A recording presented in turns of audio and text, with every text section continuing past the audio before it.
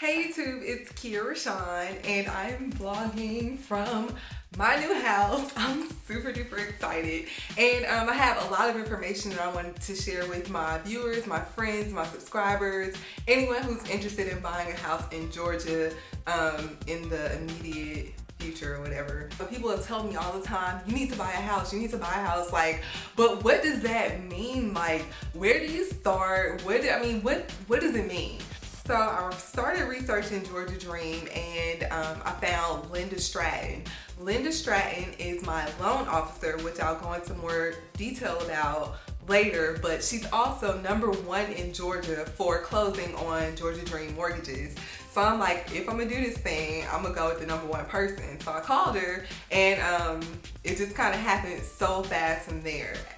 Linda Stratton works for Brand Mortgage, who is the people who gave me my mortgage. Kind of like a bank that, you know, was like, okay, Nakia is worthy enough to give her a mortgage. Give her a mortgage. Like, that's pretty much what they are. I didn't meet her. It was all through email and telephone. I never met my loan officer. She sent me the application to apply for a mortgage with Brand Mortgage or whatever. I filled it out. It's nothing but your basic information, your name, address, job, place of employment, address history, just anything. Just think about a detailed as job application. That's what it was. And then you also have to fax in a few documents like your bank statements, all of them. You need to fax in your tax information, give your driver's license. You'll just have to fax those things. And then as soon as she gets those documents, you will have a decision within 48 hours. Well, for me, it was within 48 hours. And she said that she could get it quicker, depending on how many cases she has going on at the moment or whatever. But from my experience, Linda is pretty darn fast. And she has an assistant named Paula Montenegro. And together, they are just the bomb. So if you're lost and you don't know where to start, I'm going to link Linda's information below. I'll put her email address to her, and then you can email her and go from there. One important thing to remember is communication. Communication is key. I actually ended up closing a week early because they instilled in me very early on that when we ask you to fax us something, fax it to us, because the longer you wait, the longer it takes the whole process. So when they told me to fax something, I was up the next morning like, here we go, bam, what else you need? Like, so yeah, just stay on top of facts and stuff. Think about it like a little business. Like, oh, I need to fax something, like, I'm so lame. Anyway, think about it like that. It worked for me. After the 48 hours, I got an email and it was saying, "Dear Nakia, congratulations," in big bold. "You have been pre-approved for an amount. Congratulations and good luck with shopping for your home," or whatever. Something like that. So then I'm like, oh, I could go look for a house? Like, bet. So like, I went all over Georgia. You can look at my video, my house hunting video. That was just one of the areas I went to, but I was on excursions. So before you fill out any mortgage application, you want to make sure you have your ducks in a row. You want to make sure that you don't have any judgments on your credit, that you don't have a lot of stuff in collections at the same time. You don't want to have delinquent. You just want to kind of make sure you kind of want to work on your credit before you go apply for a mortgage. I did confirm with Linda that you can get a mortgage with a 600 credit score, but there are conditions or something called overlays, which are like basically conditions that, you know, you need to meet with having such a low credit score. But then she said if you have at least a 640, that you can get a mortgage without those overlays and that you qualify for down payment assistance. So you want to try to aim for at least a 640, and the higher your score is, the better, you know, the better your options are, the more you can probably get qualified for, the lower your interest rate. It's just a great idea to go into this thing with having a decent credit score. I'm on task, I wasn't off task. Okay, so Realty Selection. When you select a realtor, you want to make sure it's someone that you trust, someone that's knowledgeable about real estate, someone who can pretty much guide you. Like, I'm new to this. I don't know anything about real estate. So you want someone who is pretty much expert in that. Like, if I have a question, is this a decent neighborhood? Is this a decent area? Even though you don't live here, I want you to be like, well, yeah, from my experience, this, that, or third, and but you don't want to go to the right. Or, I just want that type of whatever relationship with my realtor. So I met my realtor through my same friend who told me about Georgia Dream. She also told me about Steve. Steve was awesome. He was very hands-on. He would call every day. He was very knowledgeable about the finance part as well as the real estate part, because he'd been a loan officer before. He had his own loan officer business or whatever they're called. And he was just amazing, whatever. So it was very little work I had to do with him. He found this house for me, and I came to see it the same day he sent it to me, and I absolutely fell in love. Like, I knew it was my house. And I know it sounds cliche, but it's true. Like, that shit really does happen. Like, you really do just know it's yours. And I pretty much came to the house every single day, a couple times a day until I closed. So I really knew it was my house. But it's also important to do your own research. You want to know where you're moving. You want to know the crime rate. You want to know if you have pedophiles living in the neighborhood, in the vicinity. You just want to know, like, does it ice up real bad? Will I be able to drive to work? Just everything. Do they have good places to eat around here? Just things that are important to you. You want to consider that when you're looking to purchase a house, because that's going to be pretty permanent, and you don't want to get stuck somewhere where they don't deliver Pizza Hut, or where, I don't know, like the roll ices up so bad you can't make it out, whatever. I don't know. You just want to consider those things. And you also want to have a realistic list of non-negotiable items. For me, I was looking for a ranch level house because to convenience my mom or whatever. I was also looking for a decent neighborhood, somewhere that's not far from work, because I don't like to drive, and just things to make my life simple and convenient. That's what I was looking for, and this house was all of those things. I was not concerned so much about the inner appearance, because I watch DIY Network and HGTV, and I'm very creative, and I can fix all of that stuff. My safety, a good school for Kai, convenience for work, those were the main factors in me choosing this house, and I love it. Let me see. Yeah, so the next thing is to make an offer. Every case is different. I get it. I understand. I saw the house for the first time on July 24th of this year. My birthday was July 25th. We made the offer on my birthday, and they accepted it on my birthday. So that was very quick, I guess, because a lot of people say, well, I'm still waiting on the answer. I'm still waiting on a decision. Or it took a week and he told me no. Or it took 3 days and he wanted to negotiate, whatever. So I guess that time length differs or whatever. But mine was very quick, and I don't know why. Maybe because my realtor was advocating for me. Like, he was telling him, like, she's been on her job X amount of years. You won't have any problems with, closing out, going through. You don't want someone that's just gonna be like, let me put in this offer and we're just gonna cross our fingers. You want someone that's gonna be like, yo, this is just her house, don't even play. So yeah, so once your offer is accepted, then you have to put in earnest money. Earnest money is just kind of something like good faith. Like, you can say, I want that house, and then they'll take it off the market for you, and then you can turn around and be like, no, never mind, I don't want that one, I want this one. So if I say I want this house, I'm gonna put down some earnest money. Now my money is tied into this house, and I'm not gonna continue to shop, or I'm not gonna whatever. It can range, your earnest money can range from, I guess, $500 to whatever you want to put down, whatever the seller will accept. And then they say you get it back at the end. Oh yeah, and then it's also written in the contract. So when you put in an offer, it's written in there. Like, so mine was written in there. You can have your earnest money within 2 days of accepting our offer. And I had to give it to him 2 days before. That's one out-of-pocket cost that you'll need kind of upfront when you start shopping for a house, is your earnest money. And like I said, it can range from whatever, $500 to whatever. You'll also need to get an inspection. Inspection is very important. Let me put my paper and my pen down so I can explain to y'all how important a good inspection is, because I got took. Basically, your inspector is another situation where you need to trust him. You need to have all kind of reviews or a trustworthy referral or whatever, because they basically are telling you if you're getting a piece of garbage or this is worth investing in. Came in, he did an inspection, he found some minor things, but some things that we noticed before the inspection, like a burned out socket, when we asked about it, it was like, oh no, that's just the cover, that's just the plate.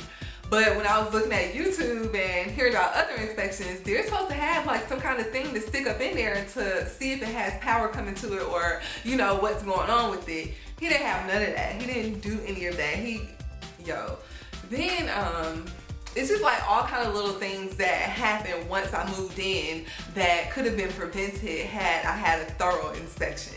So I just want to stress the importance of that, because while my things were minor, you don't want to move in and then you turn your shower on and flush your toilet and your roof is like leaking. You don't want those problems. So make sure you get a trustworthy inspector. Y'all understand that? Like, I just want you to understand the importance of, if you gonna skimp money, don't do it there. Like, don't do it there. Okay, now I'm gonna tell you about the down payment and down payment assistance. Like I told you before, when I first started out, I was hell-bent on going with the Georgia Dream program. They're gonna pay my down payment for me and we're gonna be good. I'm just about to move in. And I chose Georgia Dream pretty much over FHA just because they would pay my down payment. The further along I got into this process, the more and more I realized that Georgia Dream is just not for me.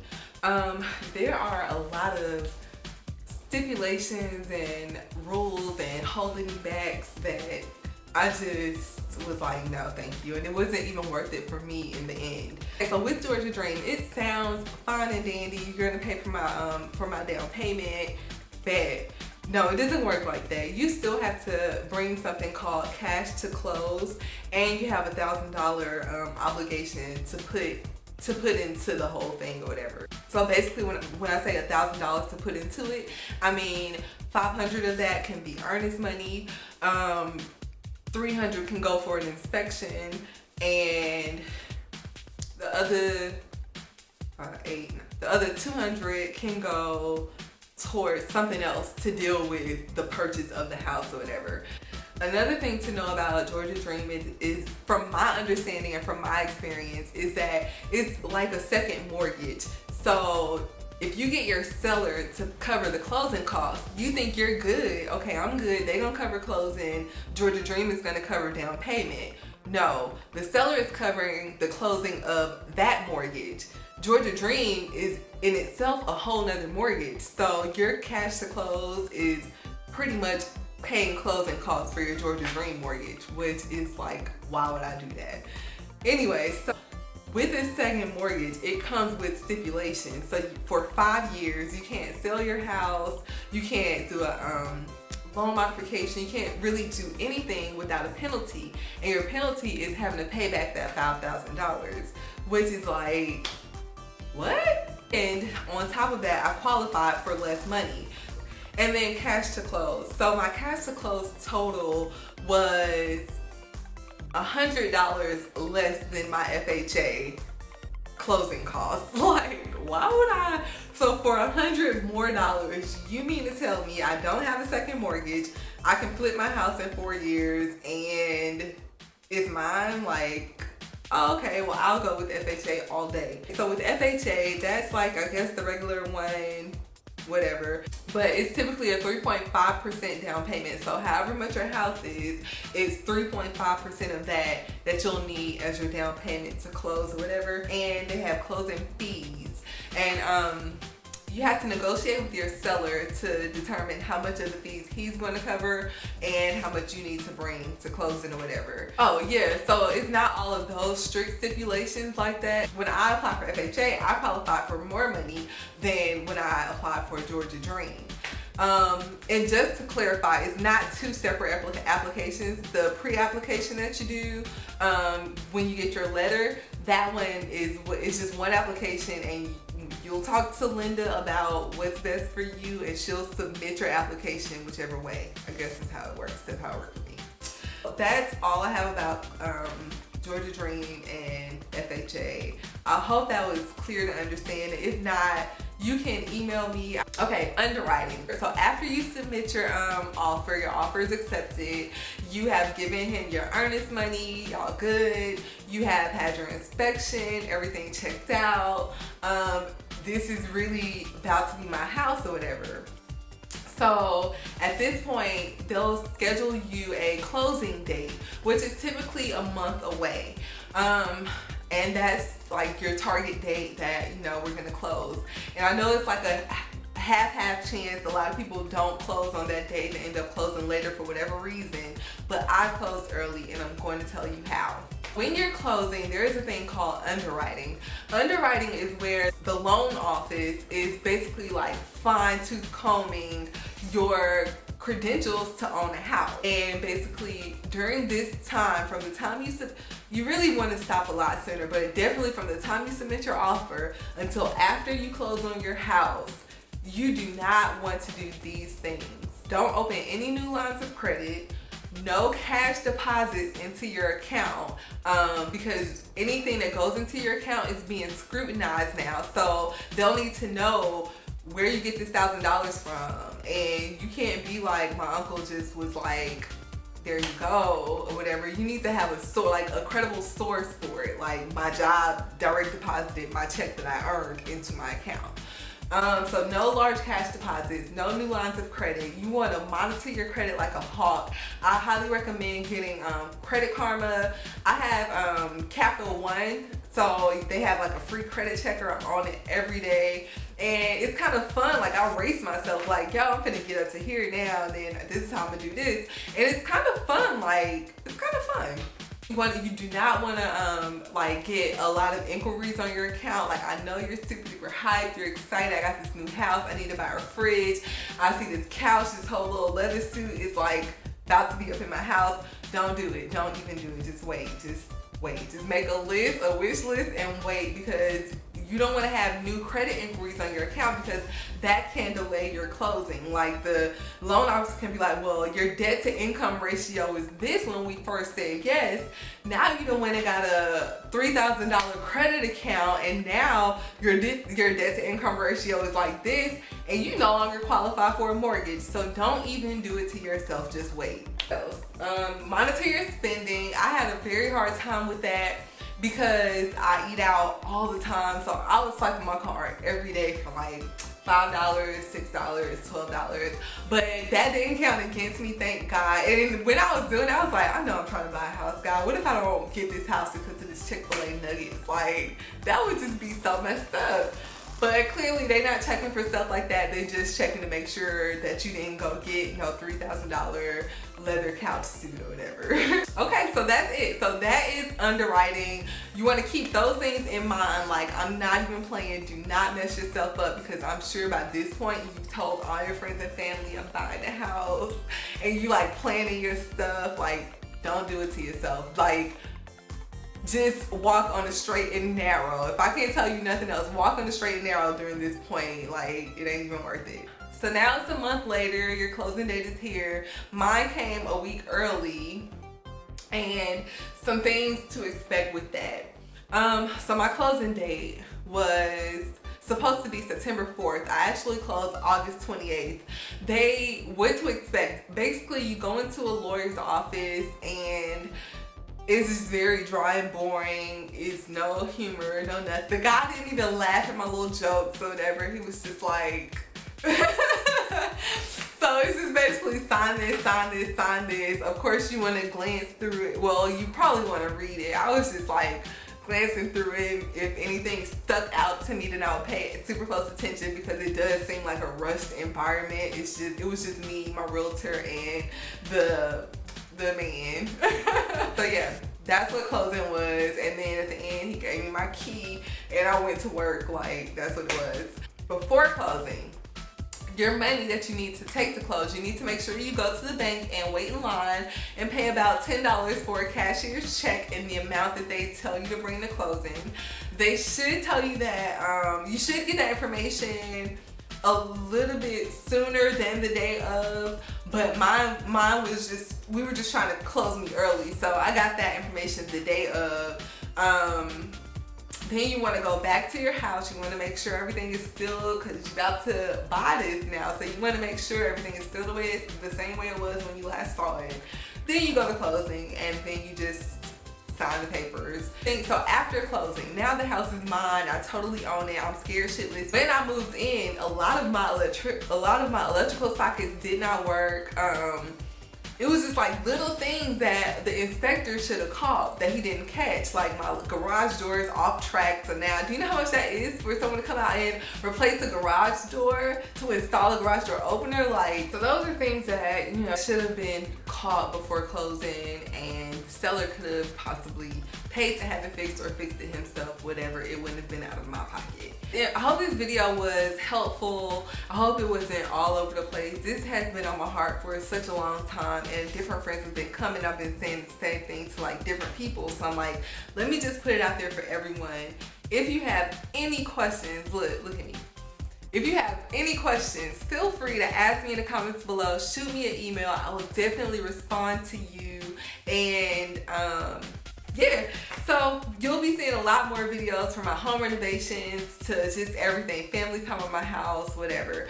I already have filmed my fireplace makeover, my bathroom renovation, and how to upgrade my kitchen for $120. I just haven't edited them, and I wanted to film this video first so that those are not like, what the fuck? Anyway, so yeah, good night, y'all. I'm just fresh off from work. I'm about to take my behind to bed. Talk to y'all later. We are going to explore Conyers and Covington today. I've never been there. I'm embarrassed to say, since I am from Atlanta, that I've never been to Conyers or Covington. And I talked to my friend. She just bought a house out there. She said she liked it. So we're gonna go explore the area, check out the houses I found on Realtor. And if we find something we like, I'm gonna call my realtor and see what happens.